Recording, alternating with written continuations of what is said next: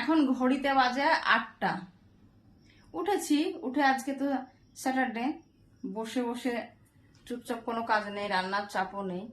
সকালে রোজকার খাবার যেটা খাওয়া হয়, রোজই খাই আমরা, আজকে একটু অন্যরকম খাবার খাওয়া হচ্ছে অনেক দিন পরে। এখানে টেবিলের কভারটা তুলে রেখেছি, ক্লিন করব তাই। রাত্রে এই খাবারগুলো এনেছে বর, তো ওগুলোই গুছাবো এখন।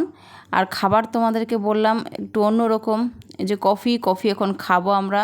তারপর কফিটা ইচ্ছে হয়েছে কি দেখে বলো তো, ফেসবুক দেখে খাবারটা ইচ্ছে হয়েছে খেতে। সকালে চলে আসলাম ছাদে, ছাদটা তোমাদেরকে দেখাচ্ছি কত সুন্দর লাগছে, একদম পুরো পরিষ্কার করে নিয়েছি।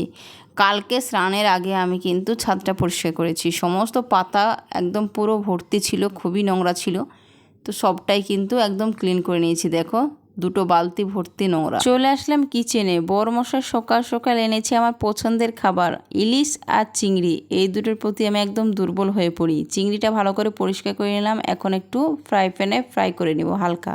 কিছুটা আজকে রান্না করব, কিছুটা রেখে দিব, সবটা রান্না হবে না। এই চিংড়িগুলো ভালো লাগে, বেশ মিডিয়াম সাইজটা।